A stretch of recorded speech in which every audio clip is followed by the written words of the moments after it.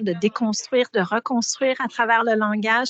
Et donc, c'est dans cet esprit-là qu'on vous invite à participer au Discuss and Digest, à lever votre main virtuelle ou votre main physique pour ceux et celles qui sont sur place, à poser des questions, à partager vos réflexions. On ne recherche pas la perfection, on cherche vraiment à réfléchir et dans une démarche réflexive, tout le monde ensemble sur les sujets qu'on propose. Donc, n'hésitez pas à vous joindre à la voix des panélistes. Please feel free to join the conversation in the language of your choice, whether you're online or you're in person in the room. So thank you so much for being here. We didn't have any accessibility requests for today, so there will be no interprète, so good franglais.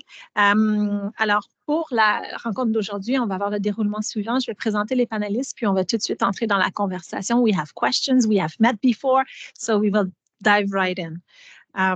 Christina will put in the chat some prompts as recommendations for inclusive communication during the Discuss and Digest. Of course, we want to make sure that we make the space as safe as we can. So, on vous encourage à utiliser ou à lire les suggestions pour un dialogue inclusif que Christina va mettre dans le clavardage.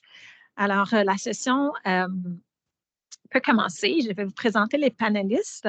Ayana Aline, my pleasure to introduce you. Thank you so much for being here. So Ayana has made significant contributions to her field, studying at the John Molson School of Business and acquiring project management certification at McGill University.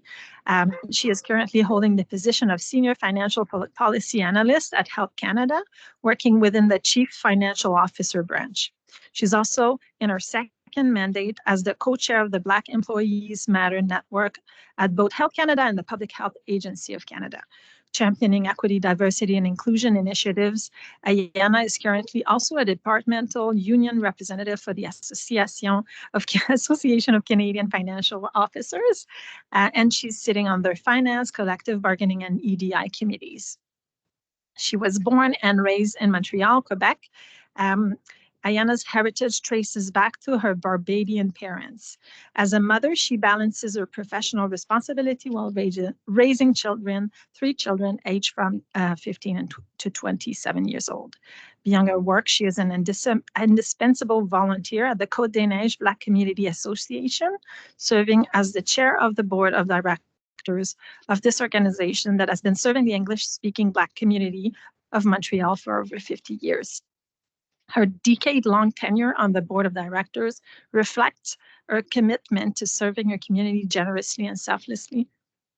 Ayana's dedication to both her family and her community exemplifies her values. She believes that the time spent away from her loved ones holds monetary and charitable values, and we're so grateful you're here. Thank you so much. And I'm presenting the panelists in alphabetical order, so just to be clear, that's an equity measure. Alors, ça me fait plaisir de vous présenter Bénédicte Muguin-Launière. Elle est historienne et sociologue de formation et également chercheuse à l'ERIPI. Donc, on se déplace plus vers moi pour accueillir Bénédicte, qui est sociologue, donc historienne de formation et titulaire d'une maîtrise en histoire appliquée, d'un doctorat en sociologie à l'Université du Québec à Montréal. Ses intérêts de recherche portent sur les problématiques liées à l'immigration, à la citoyenneté et à l'inclusion sociale et économique des personnes racisées, plus particulièrement celles issues des communautés afrodescendantes au Canada.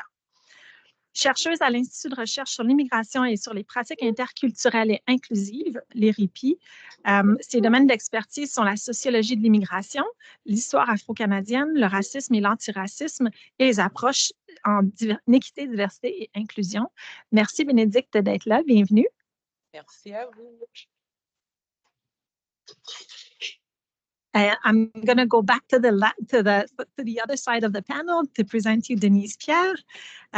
Donc, Denise journey. Can I go with the bio, Denise? Yeah. Okay. Denise Pierre's journey is a testament to the transformative power of dedication and compassion. For over 3 decades, she has been a steadfast advocate for her community, touching countless lives with an unwavering commitment to community service.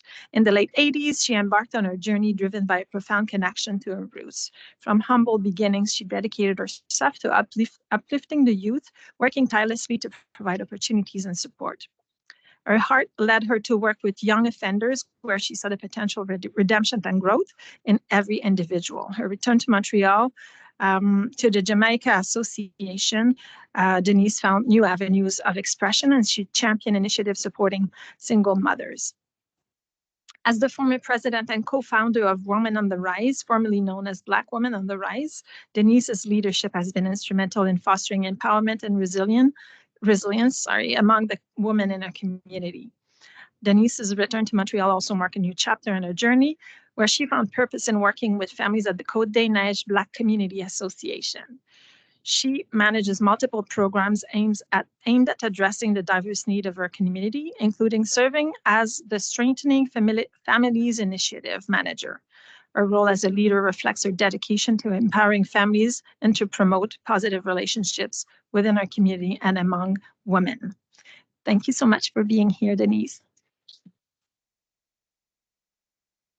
And Annick Tellusman, qui est ici comme à titre de spécialiste en médias sociaux pour le CIUS du Centre-Ouest de l'île de Montréal.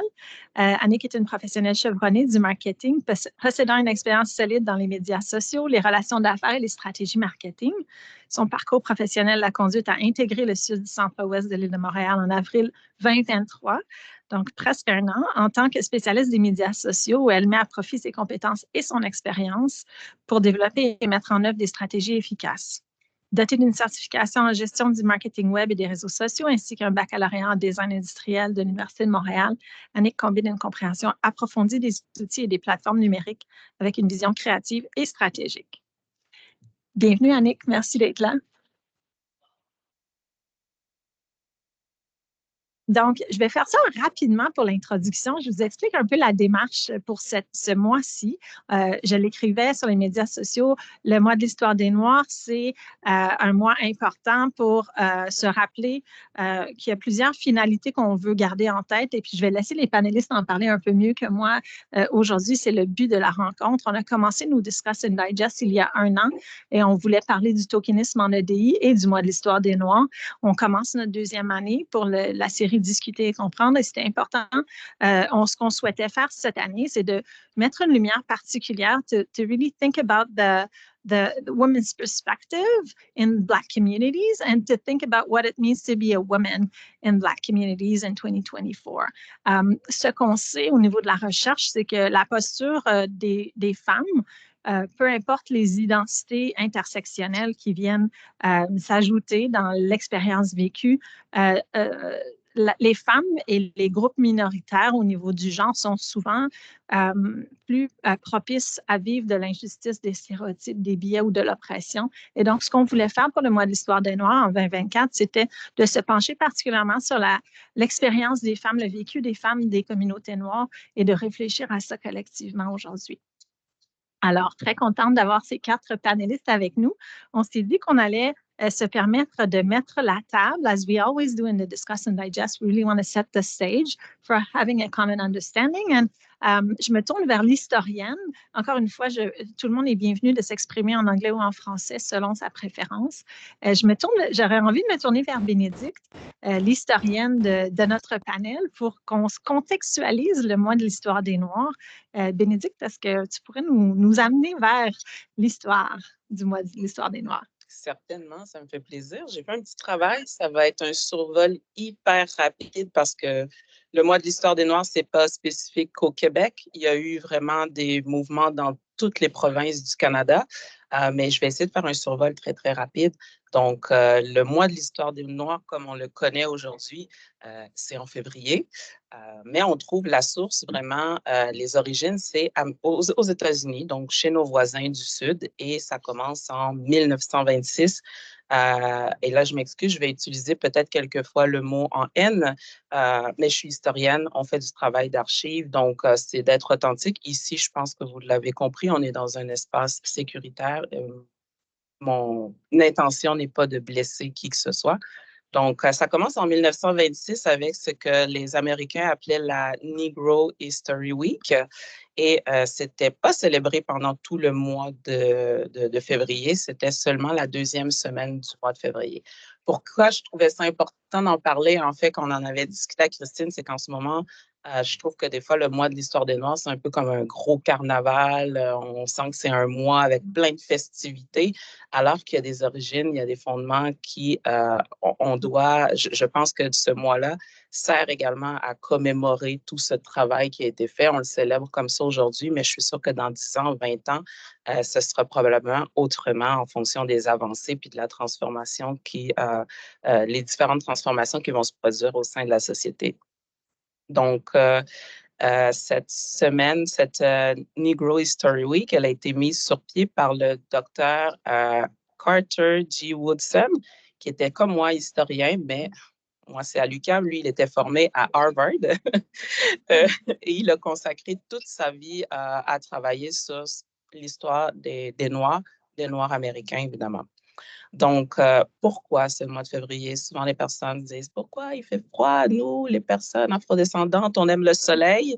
Ben, cet historien-là a vraiment choisi le mois de février parce que il s'agit du mois de naissance de Abraham Lincoln et de Frederick Douglass, qui sont deux grands abolitionnistes de l'esclavage, d'où le mois de février. Donc, en 1976, ça change au lieu de s'appeler Negro History Week, ça devient vraiment le mois de l'histoire des Noirs aux États-Unis. Donc, dans leur festivité à eux, bicentenaire. Donc, dans un contexte américain, mais à partir de ce moment-là, ça devient international, donc dans les grands centres urbains en Amérique du Nord, en Amérique latine, dans les Caraïbes, en Europe, en Afrique. Donc, c'est célébré partout de manière différente. J'aurais aimé faire le parcours pan-canadien avec vous, mais je vais vraiment me concentrer sur le Québec. Mais quand même, les premières célébrations au Canada, les historiens, les chercheurs vont attribuer ça aux premiers Noirs qui ont été les porteurs de wagons-lits. Avec leur arrivée, ils ont traversé en fait la frontière canado-américaine. Et pour eux, c'est encore important de célébrer la Negro History Week. Dans les années 70 au Canada, par contre, le terme Negro va vraiment disparaître et on va remplacer ce mot-là pour noir définitivement jusqu'à aujourd'hui comme on le connaît. Je rappelle aussi que c'est en contexte canadien, mais ça ne touchait que les communautés anglophones. Donc, ça nous venait des États-Unis. Ce n'était pas du tout les communautés afrodescendantes francophones qui étaient encore concernées. Premier balbutiement en Ontario. Je laisse ça de côté. J'arrive tout de suite au Québec. Évidemment, on n'était pas les précurseurs. On est toujours un petit peu en retard, surtout au Québec. Donc, nous, ça a été vraiment à partir des années 60. Et des années 60 jusqu'aux années 80, ça va être le Negro Community Center qui va organiser pour ses membres d'abord des événements dans le cadre de la Semaine de l'histoire des Noirs. Et à un moment, à la fin des années 80, ils vont décider que ces activités-là vont se dérouler pas juste pendant la deuxième semaine du mois de février, mais tout au long du mois de février. 91, maire de Montréal, Jean Doré, qui se donne cette mission de proclamer le février comme le mois de l'histoire des Noirs. Donc, un an plus tard, en 90, c'est un peu plus instauré via le conseil municipal qui proclame officiellement le mois de février comme le mois de l'histoire des Noirs. Il y a plein de balbutiements. Il va y avoir des mouvements, que ce soit à l'Université McGill, Concordia, des intellectuels noirs. J'aurais tant à dire, mais je me suis vraiment... C'est pour ça que j'ai un carton aujourd'hui. C'est pour me limiter dans mes propos. 2005, là, on se rapproche. Yolande James, qui est la première femme noire à l'Assemblée nationale. Donc, c'est du côté de l'Assemblée nationale que ça va peut-être un petit peu plus se solidifier. Elle va être chargée de produire un rapport sur le racisme non existant au Québec. C'est une petite blague entre nous. Et là, la version définitive de son rapport va vraiment recommander à l'Assemblée nationale de reconnaître le mois de février comme le mois de l'histoire des Noirs.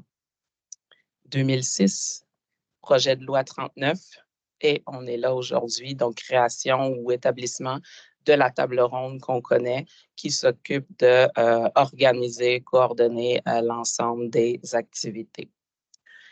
C'était bref comme survol, mais quand même, je vous invite à aller soit sur le site de la table ronde, mais aussi, il y a Dorothy Williams qui a documenté parfaitement et à travers toutes les provinces ces différents mouvements-là pour en arriver à ce fameux mois de célébration et de commémoration dans toutes les provinces du Québec. Et voilà. Merci beaucoup, Bénédicte. Puis pour les liens, là, soyez rassurés, les participants du Discuss and Digest, on vous envoie après, si c'est votre première participation, on vous envoie après le Discuss and Digest un courriel avec une infographie, tous les liens et des documents qui sont suggérés aussi par les panélistes. Merci. Puis on avait envie de toucher peut-être, Bénédicte, je ne sais pas si, I don't know if someone wants to add anything on the panel regarding Black History Month as a celebration. I think it was super complet. Yes, because I would like to jump in the question, and we're not going to do a D&D on intersectionality just yet, but we wanted to take women's perspective within the question of Black History Month. Alors, je ne sais pas si on pourrait réfléchir un petit peu à cette superposition d'identité. Bénédicte, je sais qu'on voulait parler de quelque chose à ce sujet-là, puis ensuite, j'aurais le goût de lancer la balle du côté de Ayana. Ben, vous l'avez peut-être remarqué, le mois de l'histoire des Noirs, ben, c'est comme noir sans E. Donc, on est toujours un peu les grandes absentes. Je parle les femmes, là. Je ne parlerai pas pour toutes les femmes, évidemment, mais à la base, c'était pensé pour la communauté Negro American People. Ensuite, c'est venu noir. On ne parle pas des communautés noires. C'est comme si c'est un seul individu. Mais maintenant, on a noir avec un S. Ben c'est ça. Il y avait, pour moi, c'était important quand même de dire, ben oui, c'est. Moi, je pense qu'un peu comme Christine a annoncé l'événement, moi, je l'ajoute, le E, le point ou le tiret E, et où je parle toujours de communauté afrodescendante ou de communauté noire. Puis là, c'est intéressant de parler d'intersectionnalité. C'est bien de commémorer l'histoire des personnes noires, mais il y a plusieurs communautés noires, puis il y a des hommes, il y a des femmes et autres. Donc, je pense que c'est important de revenir un peu sur ce concept qui est l'intersectionnalité. Donc là, je balance un peu ma casquette d'historienne, je mets celle de sociologue. Je n'avais pas envie de venir avec une définition très, très large de l'intersectionnalité. Pour moi, souvent, je le dis en une phrase. Qu'est-ce que c'est que l'intersectionnalité? Ben, c'est une personne qui est exposée à plusieurs formes de discrimination ou d'oppression. Donc, c'est tout simplement ça. On a des beaux visuels qui vont être partagés aussi, roue des privilèges, roue des pouvoirs, qui, pour moi, en image, expriment vraiment c'est quoi cet entrecroisement. En fait, l'intersectionnalité, c'est un outil d'analyse qui nous permet vraiment de comprendre cet entrecroisement-là de différentes formes d'oppression et de discrimination. Et le plus important pour moi, ce que je voulais ramener aujourd'hui, c'était de dire que c'est quand même propre à un contexte, c'est propre à des expériences sur le terrain de femmes, des afroféministes américaines, qui sont les pionnières de ce concept-là, de cet outil d'analyse-là. Parfois, on en entend parler, puis j'ai l'impression que les gens pensent que ça nous vient de l'Université de Montréal, dans un féminisme très, très, très blanc. Donc, j'invite beaucoup les gens à faire attention quand on s'approprie des concepts ou des mouvements. Je pense également au mouvement MeToo, où, ben, moi, je le sais, là, que ça, d'où ça vient, d'où ça part. C'était sur le terrain avec des réalités concrètes de femmes noires, de femmes disparues, de femmes qui vivaient des violences systémiques très violentes. J'aime pas des violences violentes, évidemment, mais voilà. Donc, pour moi, c'est très important de ramener ce concept-là dans son contexte et qu'il soit utilisé vraiment de manière à rendre à Cléopâtre ce qui revient à Cléopâtre. Donc, voilà. Je ne sais pas si j'ai il y aurait quelque chose à ajouter sur l'intersectionnalité. Moi, j'y allais vraiment avec une définition de base. Voilà, je m'arrête ici. Merci pour la mise en contexte. Ce que j'écrivais dans le chat, c'est qu'on va aussi, c'est une question de l'intersectionnalité, un sujet complexe qu'on voulait revisiter, donc il fera potentiellement l'objet d'un discussion digest au complet. I was really interested and curious to talk to Ayana and Denise about the perspective of your female member, of the women that you serve in the community. And it happens to be our community that we share, the Côte des Neiges community. So I don't know if you had thoughts that you'd like to share regarding the perspective and the lived experiences of Black communities and specifically women. I think, sorry, Lau.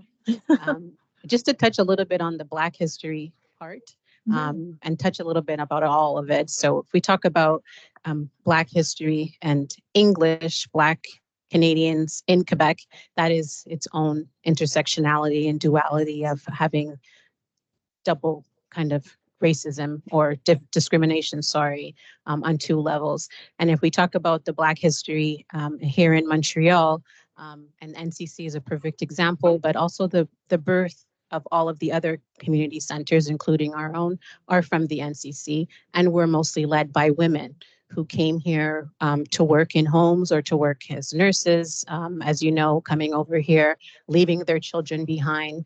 And so women's kind of purpose was kind of driven by keeping that family and that community alive in their community centers, sometimes not being able to do it at home because their children were not with them. And so then we move into what we do at our organization and talking about the reality of women who are usually leading their households. And we have a food bank at our organization, and we do see the majority of people who take advantage of the food bank are women or single mothers at the food bank. And what it means to be walking around as, you know, in this, I call it a costume sometimes because you can't take it off though.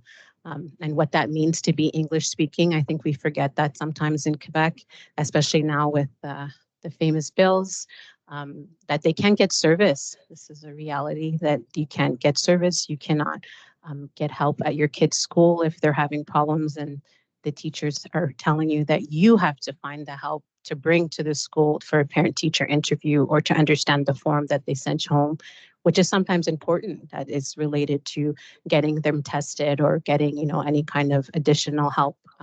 And so the reality of the female in Montreal, I find for the Black Canadian, Black English speaking community, it's the same for every woman, I believe, that have to deal with a different intersectionality, but it's so much more different for English speaking. Thanks. Yeah, thank you for bringing to our attention this angle. And I don't know if some people in the audience wants to or have specific questions regarding this intersectionality, but it's interesting to remember that even in Montreal, in Quebec, you know, this double minority question, or this, it's bringing a different flavor to everyday life when we're talking about access to healthcare, access to basic services, in education. I don't know if Annick, you wanted to say something. Oui, j'ai juste rajouté quelque chose à ce que les propos que mes consoeurs ont dit. Moi, je pense aussi que plus qu'on a des couches à rajouter sur notre identité personnelle, mais plus qu'on rencontre des défis, je dis, dans le fond. Puis, au fait, nous, en tant que femmes noires, on a besoin on veut se faire représenter, on veut se faire écouter. Mais il y a quand même une certaine pression aussi, je pense.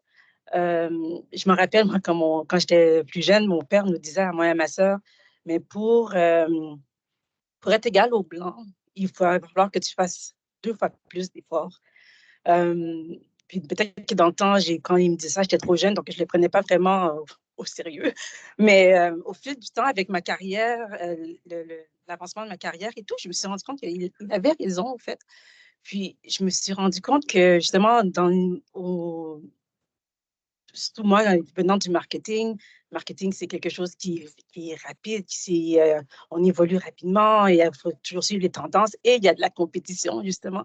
Donc, on dirait que pour qu'on puisse bien me voir, puis que je puisse briller, mais il fallait que je le montre 2 fois plus. Puis que quand je faisais des erreurs, mais ça prenait 2 fois plus de poids. Fait que, imagine l'impact que ça peut avoir aussi sur notre santé mentale, dans le fond aussi. Mm-hmm. Donc, c'est voilà, ça que je voulais rajouter. Ça ouvre la porte à toute une conversation. On pourrait aller dans plusieurs directions, justement du poids des identités puis de l'impact de ce poids-là sur la santé mentale qui est distribué de façon inégale, hein, puisqu'on doit recenser des inéquités en fonction des identités. Ça fait des poids qui sont inégaux au niveau de la santé mentale quand on navigue des structures.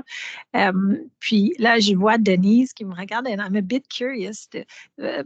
Avant qu'on revienne sur la question des représentations sociales qu'on a collectivement des différentes identités, juste de retourner voir Denise. I know you're in charge of Strengthening Families Initiative at the Black Community Association for Côte-des-Neiges, and I'm a bit curious if you could tell us more about the participants of those initiatives and how stereotyping or biases can affect them in their daily life. We had we bring examples so that we try to understand better what it means to have this weight, as Anik was just mentioning, the impact of the pressure.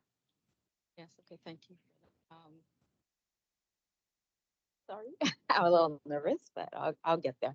So the families that normally that we work with, like we're saying, are usually single families, newly arrived immigrants. There's a lot of them that come from probably like the Caribbean or some Africa as well, some parts of Africa. And so you come here, you experience not knowing the culture here, right? You're not knowing the culture, not knowing the system, not knowing your rights and responsibilities, right? And I think a lot of the families that we get referred to our organization who come for support to our organization usually run into issues at school. So there's the school system, right, that discriminates against them, like in terms of like you hear some things like sometimes I get these calls and I'm like, really, like the food that they might bring for their kids, like this is not like, oh, this is not a food that your kid should have at school. So they call DYP's like, why are you calling that? And we get involved. Also due to that, or they might say, oh, the kids' clothes are not appropriate. Instead of helping, right? Help them, give them the resources that are available to them or that you might know. So we get a lot of like cases like that. Now I think because we're well known now in the community, even by like in the court system now as well, because like a lot of the kids sometimes are taken away for various issues. Like, in the cultures where they come from, usually this discipline is different. Here, it's, of course, you cannot hit your kids and things like that, right? But if you educate, like instead of removing the kids, let's educate the family of alternative methods, right? So they could have those skills. And we always say like we're adding, we never like for us, when they come to us, we always like, even if DYP gives us a directive, like, okay, the family needs this, we always go and what do you need? How can I help you? And then we're bringing it around, like, so to make them feel comfortable, right? Because you always want to make them feel comfortable. You want to build up that trust as well, right? That a lot of times they don't get from the workers at DYP. It's a lot of time judgment, right? You're judging them because they're a woman, they might be single, they don't speak the language, they're Black. So there's a lot of like those layers, right? That we're trying to peel away by giving them the tools that they need, also giving them information. So when they go to court, they're able to voice their concerns, able to voice what they want. And I think now I could say that a lot of times, if they do go and we're involved, like the court recognizes that our program that we have actually works by empowering the families, by empowering the kids. I mean, like I'm up here now because it's like I'm not good at public speaking, but I tell you, when the kids get up, when we do like our Strengthening Families program, the families come and they learn about communication skills. They learn about working together as a family, different ways of mindfulness, strategies for like if you're stressed, what to do with parents. So the unit becomes stronger, right? Because they're learning all those skills, right? So I lost where I was. So ready? We're having an unmiked, unmuted to say, oh yes, the kids. Yeah, when I hear them come up and they talk, and I'm like, how they felt like empowered. That and this, what is the difference? Graduation is big. Like last graduation, we had like 80 something families, and these young girls getting up and speaking about what they learned. I'm like, okay, Denise, you could get up in front of people and talk. if we have these young girls getting up and speaking and and able to articulate so well what they learned in the program that changed their family dynamic, and made them stronger as a whole. So I mean, so I think those are the things that we see a lot. And I'm happy that this is happening because I think meeting together like this, we're able to make changes. Hopefully now when we discuss it, Black History Month is not just in February. It's 365 days of the week. Yeah. So we're always Black. I'm not gonna change. I'm always gonna be Black. So it's just like to work together. So I'm hoping like this is we're here, and then we're gonna be able to work together with the Selah Seymour, and able to do make more changes in Coding Edge, yeah, and in the other communities as well that we work with. Yeah, thank you for that. It makes me think of, we had a conversation last month about health equity, right? Mhm. And some of the elements that you're bringing to the table in this conversation that you just mentioned, newcomers, they arrive to Canada, they may not have the same nor understanding of cultural norms, cultural values, it's very contextual. And when we think about equity, what does it mean to have equity, equitable treatment, whether it's in healthcare, in education, and access to employment? I think it's so interesting to give them support to understand better the cultural environment in which they need to navigate to have better access to whatever resources they want to have access to. And I think that's the equity piece, right? We have to bring more support in order to give that equal access, which is not equality, it's equity as a means for equality. So I really appreciate the work that your organization is doing to bring that equity in the mix for those families and those women. Thank you for the examples. We wanted to also talk, because we, spoiler alert, we had a prep meeting. On a eu une rencontre préparatoire pour le Discuss and Digest. Et on a aussi on s'intéressait aussi aux questions des représentations sociales. Alors, si vous êtes plus ou moins confortable ou comme familier avec l'expression représentation sociale, c'est vraiment la façon dont on se représente un concept, les croyances qu'on associe à un concept, puis est-ce qu'on a une attitude qui est favorable ou défavorable face à ce concept-là. Et ce concept-là, j'utilise ce mot-là juste pour dire un sujet, une idée. Et donc, on parlait justement de la représentation des femmes noires, parce que les médias nous aident à représenter, à mettre en image, puis à intérioriser les représentations des différents sujets, concepts, idées. Et on avait cette discussion-là aussi dans notre rencontre préparatoire sur la question des médias, comment les médias participent aux représentations sociales, puis à la création de ce qu'on comprend du monde. Puis un des objectifs du Discuss and Digest, c'est de comprendre le monde ensemble. Donc, j'avais envie de me tourner vers Annick parce que, bon, de sa formation, mais on peut inviter tous les panélistes, and feel free to join the conversation, comment les médias peuvent jouer justement un rôle qui est plus positif dans la représentation des femmes noires et de leurs histoires. On a parlé de ça un petit peu, je vais dire en anglais, how can the media play a more positive role in representing Black women and their histories and their realities? Alors, je ne sais pas, Annick, si tu avais le goût de rebondir là-dessus. Oui, c'est sûr que c'est bien de voir qu'on est beaucoup plus représenté maintenant dans les médias. Oui, j'applaudis tous celles qui font l'effort justement pour le faire. Est-ce qu'on peut le faire plus? Absolument. Je pense que oui. Je pense qu'il y a encore place à plusieurs opportunités. Mais si je me compare à comment c'était dans les générations précédentes, il y en avait peu ou pas de représentation. Donc, déjà là, il y a une belle avancée sur ça.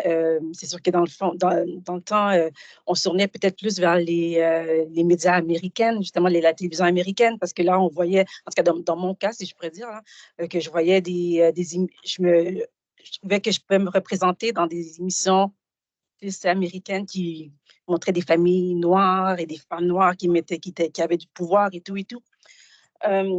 Donc, il y a une plus grande ouverture, oui. Puis, je pense aussi que j'applaudis au fait toutes celles qui ont frappé à plusieurs portes pour pouvoir justement montrer leurs initiatives, montrer leurs projets et tout. Je pense à des émissions comme on en parlait tout à l'heure, T'es belle pour une noire, Pas te mentir. Dernièrement, j'ai écouté une télésérie qui s'appelait Les Météoroïdes, puis c'était une jeune fille noire qui avait produit cette émission-là. Puis c'est beau de voir ça, ça fait du bien de voir finalement que comme on a de la place, puis on nous donne la place au fait aussi. Donc, je ne sais pas s'il y en a qui veulent ajouter. If I could just add, I think, not aging myself, but growing up and watching the Cosby Show, I think was a reality for all of us in the Black community of, that this is attainable and something that's attainable. But as far as the messaging than the outward messaging. I mean, I have kids and, they come home in Black History Month and the teacher said to do a project on someone and do someone we know. Okay, but why? There's a bunch of Black women that nobody knows about that are not on a $10 bill, that are not, Beyonce or in her contemporary. And I think that it's all of our responsibilities to look deeper into what the history actually is. And when I think about TV shows, like you're saying, and where there's representation, and if we talk about something recent, like Lakainu, and a show in the 90s called The Kink in My Hair, the shows were good, but they're even better because they're being written and directed by Black people. And so that reality is actual reality of people and not just someone else who's doing a pretense of what they think a comical view of something that a Black person would assume is funny or what have you, how they would dress or whatnot.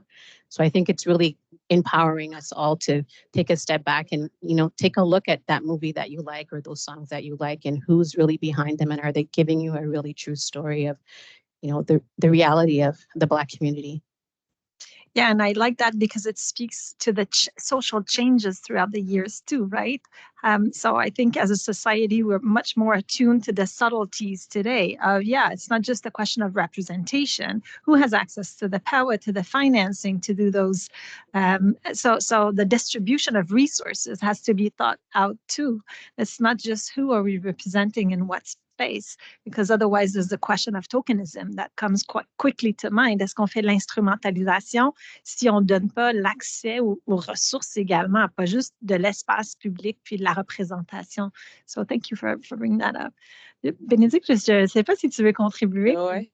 Ben moi, je vous trouve super positive. J'ai trouvé vos propos vraiment, alors que moi, déjà, tu sais, on va pas se mentir, que ce soit dans des collectes de données ou même si j'ai envie de partager mon expérience personnelle, les médias québécois, on les consommait pas. Je veux dire, Ouattatata, Piment Fort, si je restais dans ces sphères puis c'est un fait francophone, on traverse la frontière, tu vas à Toronto, n'importe où, même dans l'Ouest canadien, tu peux être représenté, tu peux être de communauté racisée, asiatique, communauté maghrébine, tu es représenté, tu peux même consommer des médias dans ta langue maternelle.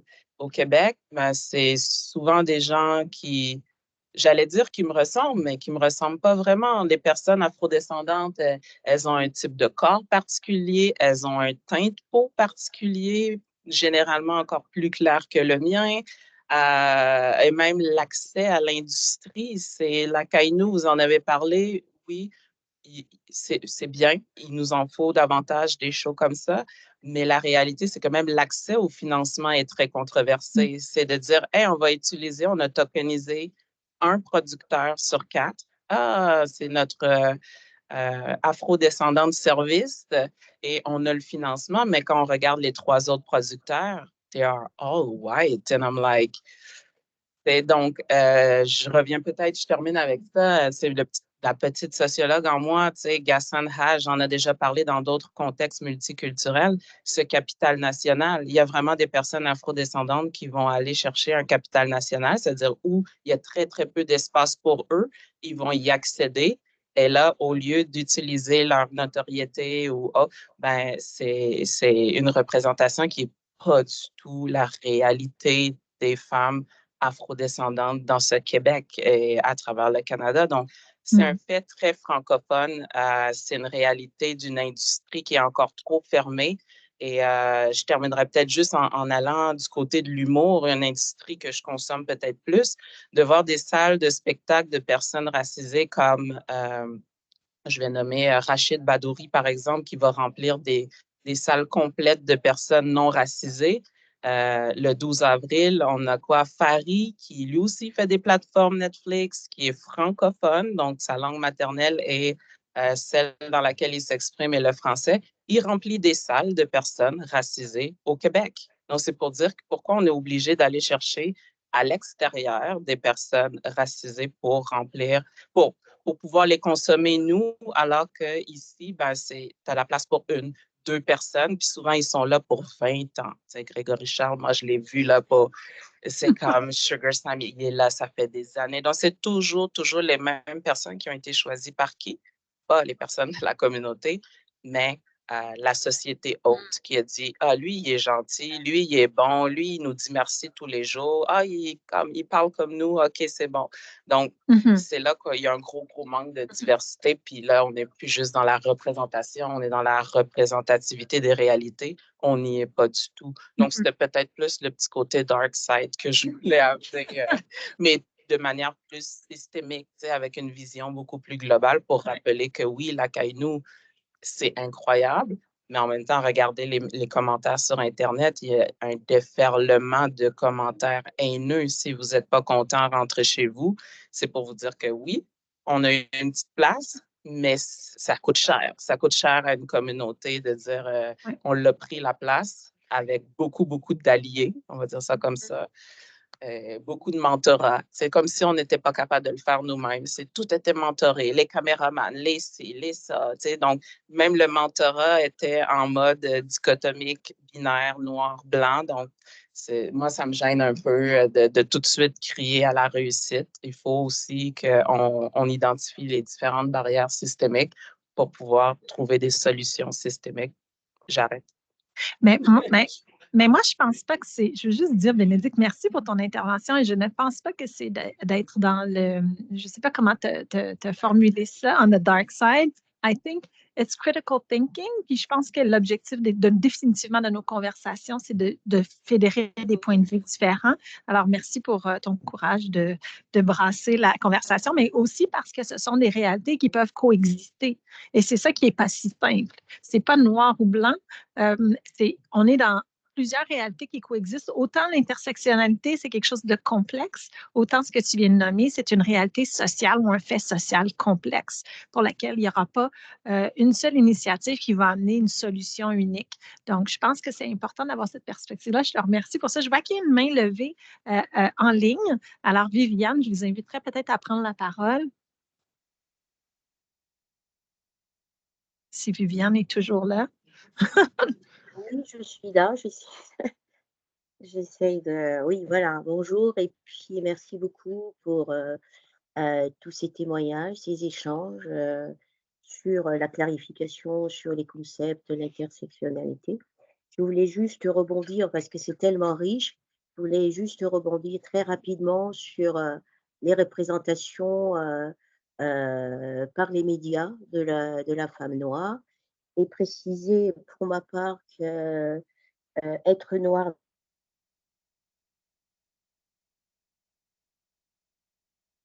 Oh, Viviane, on vous a perdu au niveau du son. Vous aviez dit pour ma part être noir.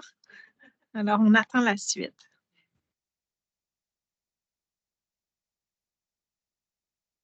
Des fois, l'Internet, je ne sais pas si elle est dans un établissement du CIUS. L'Internet n'est pas distribué équitablement partout. Oui, c'est vrai, les pannes d'électricité, c'est... Oui. Alors, Viviane, vous êtes la bienvenue pour reprendre la parole quand vous êtes disponible ou l'Internet. C'est bon. C'est bon. Donc, vous parliez de votre expérience. Je voulais juste rebondir, résumer très rapidement un peu mon propos. Je vais juste aborder que cette partie au niveau des représentations, au niveau des médias. Je ne voudrais pas aller dans l'intersectionnalisme ou autre chose, de dire les représentations de la femme noire aujourd'hui dans les médias correspondent à un poids culturel et sociétal qui est lui-même tributaire d'une historicité. Donc, l'histoire des Noirs fait qu'aujourd'hui, on a toujours des connotations soit à la fois positives, soit à la fois négatives. Il y a un véhicule qui est derrière, qui conditionne aussi les gens à une certaine approche. Et pour revenir, si je dois faire un retour sur moi-même en tant que femme noire, on ne peut pas aujourd'hui dire que les injustices épistémiques sont gommées parce qu'il y a une représentation favorable ou un peu plus ouverte à la femme noire aujourd'hui. Moi, je fais un doctorat en éthique et philosophie éthique. Ce n'est pas pour autant qu'on me donne la place à l'université de chargée de cours. En février 2023, j'ai postulé à un poste de conseiller cadre dans un SUS. On m'a dit que les gens comme moi ne pouvaient pas accéder à des postes de cadre au Québec. Voilà. Et j'ai demandé à savoir, ça veut dire que, qu'on le veuille ou non, c'est une organisation sociétale qui porte encore le poids d'une histoire et qui nous renvoie cette histoire-là, alors que nous sommes des générations. Quand on pense que le président Obama, il a été en représentation politique pendant près de 7 ans, jusqu'en 2017, en 2020, on avait quand même le drame George Floyd. Donc, je ne dis pas qu'on est toujours dans ces extrêmes, mais je veux dire, concrètement, les médias ne me convainquent pas sur l'avancée des droits des femmes noires et même de la reconnaissance de leur autorité épistémique au niveau intellectuel. Voilà. Donc, je pense qu'il faudrait créer encore d'autres structures pour que la femme noire, la vraie femme noire, pas celle qui fait que du marketing ou celle qui fait des études, celle qui représente toute une unité d'origine. C'est-à-dire, il n'y a pas que nous, intellectuels ou travailleuses sociales ou autres, il y a toute cette population qui reste encore sous le joug des préjugés défavorables que nous tenons de notre héritage de la négritude. Voilà, c'est tout ce que je voulais apporter comme réflexion. Mais c'est une réflexion importante. Merci beaucoup, Viviane, de votre prise de parole. I wanted to give the mic to Ayana and Denise because this whole conversation, I know you want to say something and I want to tie it to this whole conversation because you are in the community. You are working with the real reality of day-to-day life with the families you're working with. So yeah, maybe you want to give us your perspective from that angle. I think just a little bit on the comment is, I find it so hard. We talk about media, but we're talking about like TV shows and stuff like that. But we talk about media, it's also about the news, right? And who's on the news and how they report about us on the news and how they reflect us on the news. And if we talk about anyone in power, Kamala Harris or, people who have powerful seats, they're always commented on. That has nothing to do with their, actual integrity or anything like that, but always accusing on what she's wearing today and what she said that day and what kind of lawyer she was and all of that before she became vice president. Equally here in Quebec, we talk about people that they disparage when things happen. Michaëlle Jean, for example, or Madame Olivier, for example. Things that have nothing to do with her job, but have now become about her being a Black woman, and that becomes the representation of a Black woman in media. Anyway, I just wanted to say that about the question, and more directly about how do we empower Black girls, young ladies, to take the space, as Denise mentioned, right, to feel empowered, to be represented properly, that the hard work that they're doing is going to be recognized, to the point of Viviane on the line. What are we doing this for, right? And there's that intersectionality again of walking around with this costume on that you can never take off. And how do you not be on the dark side sometimes and walk around with that armor? And that's how a lot of Black women are characterized. We're always unhappy, we're always hard, we're always tough, because we've been dealing with this pressure for our whole lives. Our parents raise us, as Anik mentioned, you have to be better than everybody else. You have to try harder than everyone else. We can never just be, we have to be Black. And this is what we see in the organization, is when they come, we try to capture them at an age.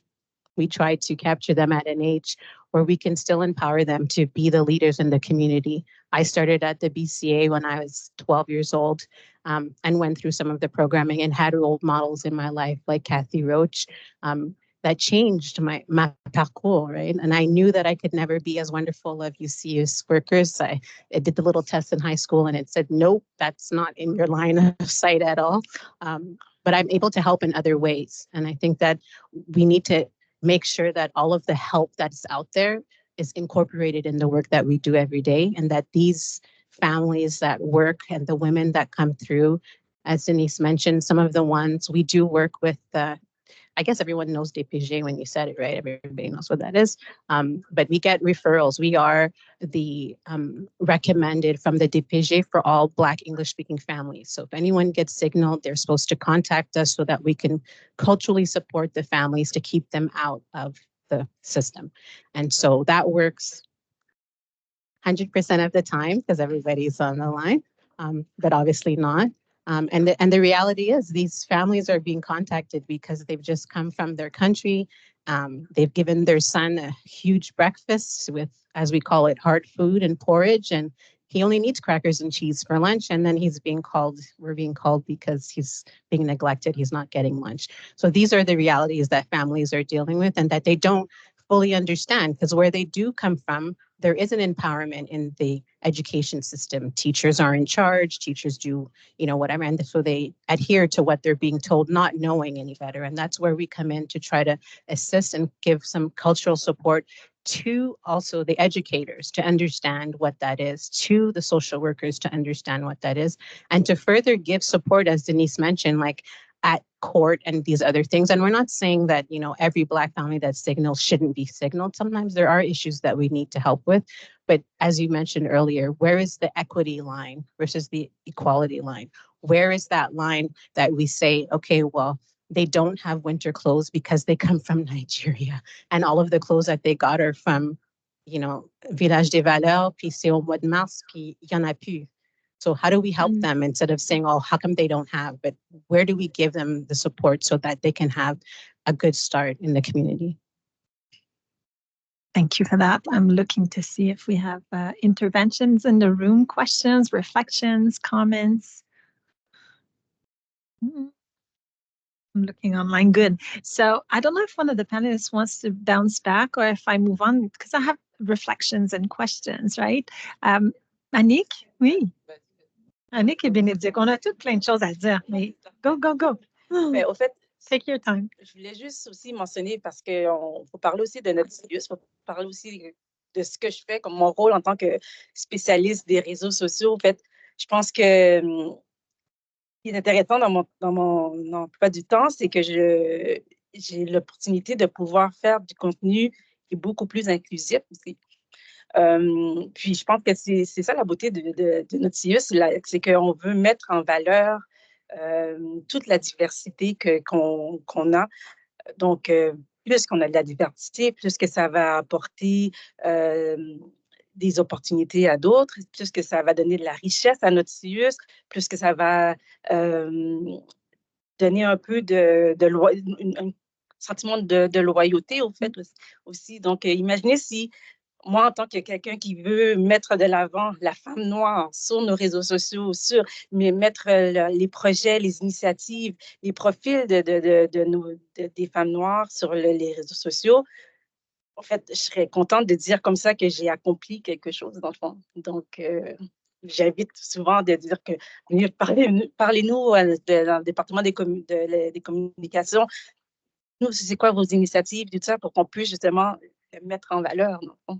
Mais puis les représenter. Puis ça m'amène aussi à, initialement, quand on a préparé ce panel, il y avait la question de Cathy Roach, that we share in common, parce que Cathy a reçu un prix de la Black Community Association, and maybe we want to touch on that. And I know that the CIUS's team, the communication team, have also published a piece on Cathy dans le 360. Cathy Roach, qui est une employée de notre CIUS, a reçu le prix décerné par notamment la Black Community Association de Côte-des-Neiges. Alors, je ne sais pas si on pourrait prendre une minute pour parler de ça.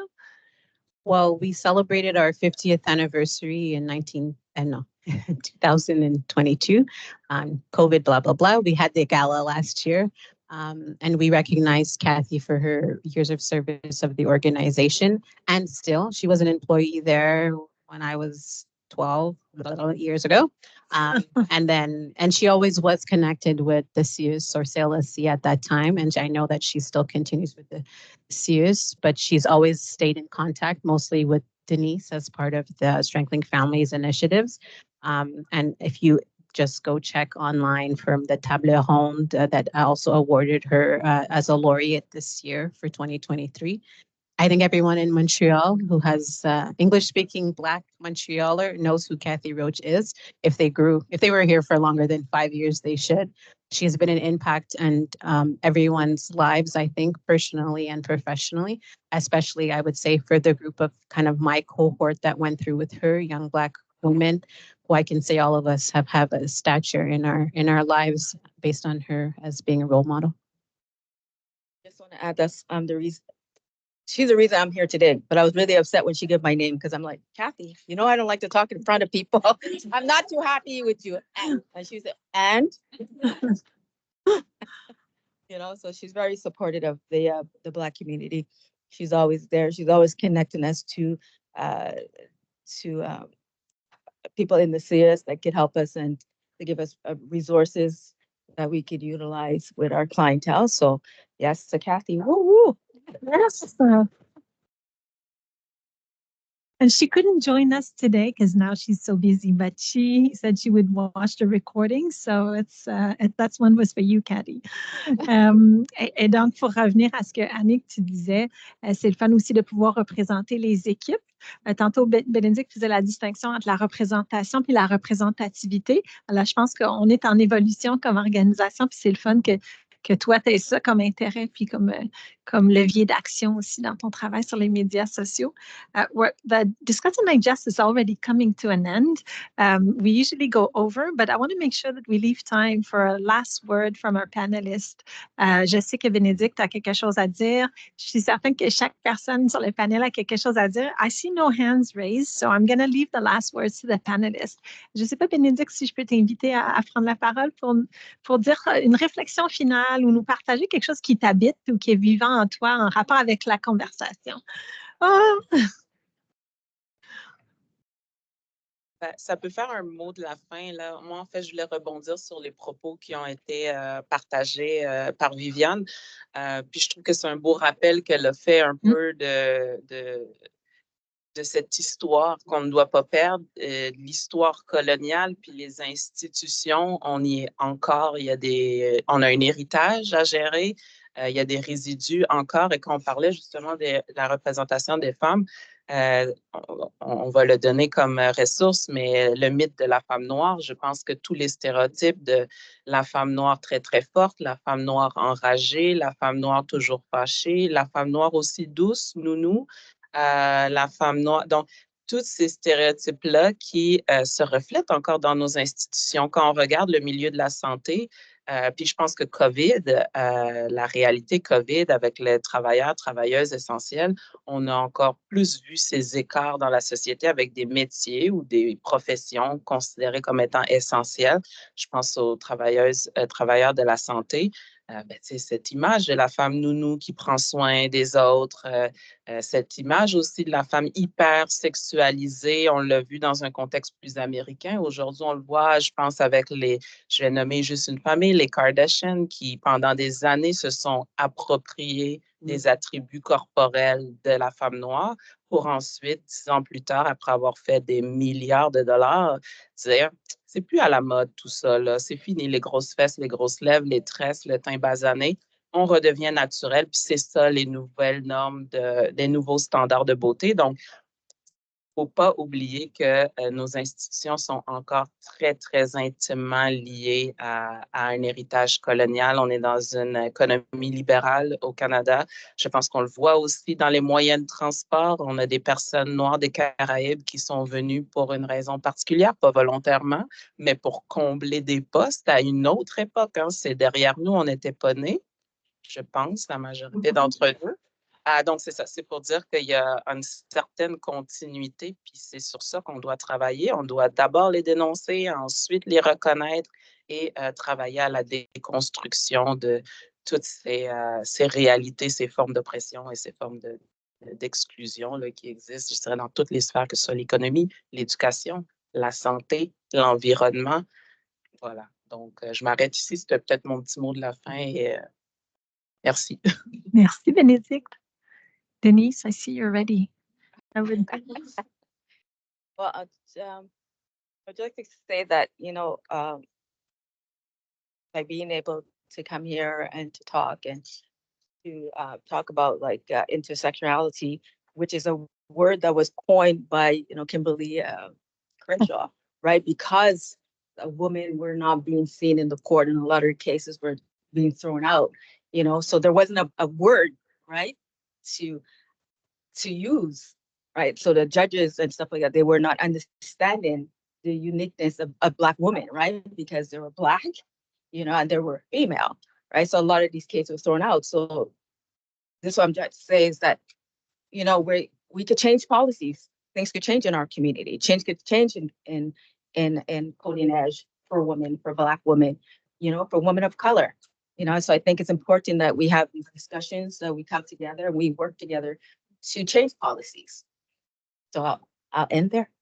Thank you so much. Thank you for being here and for work that you do in our community. Annick? Ayana?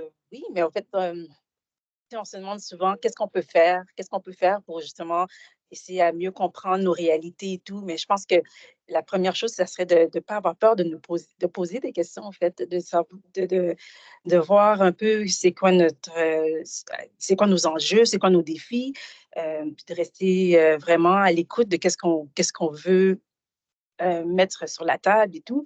Puis comme elle disait aussi, je pense que c'est une question de collaboration, en fait. Et puis, voilà, c'est juste ça aussi que je vais dire. Suivez-nous sur les réseaux sociaux. Merci, Annick. And Ayana, you'd have the last. I think for my part is, I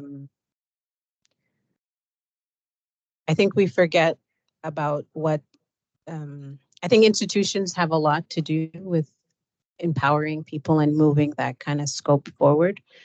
But I think we forget about the work that we do in the nonprofit space, community centers, whether it be a small community center with 2 people or our organization that has almost 20. But we're working to support all of the other work, and we can't exist without you, and vice versa. And I think that that's forgotten way too often. I recently had a meeting with Minister Carman's people. They didn't even know we existed. Which is insane to me. But it's just the reality of being a community center. We are in Montreal, we aren't dans la région, mais c'est à cause qu'on est anglophone. Notre équivalent, BCHM, pour ceux qui en sachent, ils sont très bien connus. Mais nous, on n'est pas connus, on fait exactement la même chose, mais encore plus. Puis pour une population vraiment plus à risque, selon moi. And so I think like that's important for us to all walk away with and understand that just because things are happening in space, it doesn't mean that everyone knows and that everyone is supporting it. We are not supported financially at all in this endeavor. We use money from other places and Nick and Tuck and stuff like that to make sure that the work continues and to make sure that the families get the support that they need, and especially to be able to grow the community so that someone can someday come and take our places and do the work and share the information. Thank you. Thank you so much for that. Thank you, everyone. I know our time is up. L'heure du dîner est terminée. Merci à ceux qui se sont déplacés. Merci à toutes les personnes en ligne. J'en profite pour dire que la semaine des EIA arrive à grands pas, la semaine du 15 avril. I know I don't have any more time up, but we will be presenting a documentary called Le mythe de la femme noire, et la réalisatrice sera avec nous pour des échanges. Alors, on va poursuivre ces réflexions, ces conversations dans le cadre de la semaine des EIA.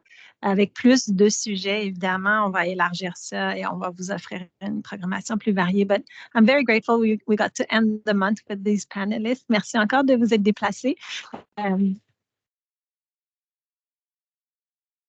Et bonne journée à tout le monde.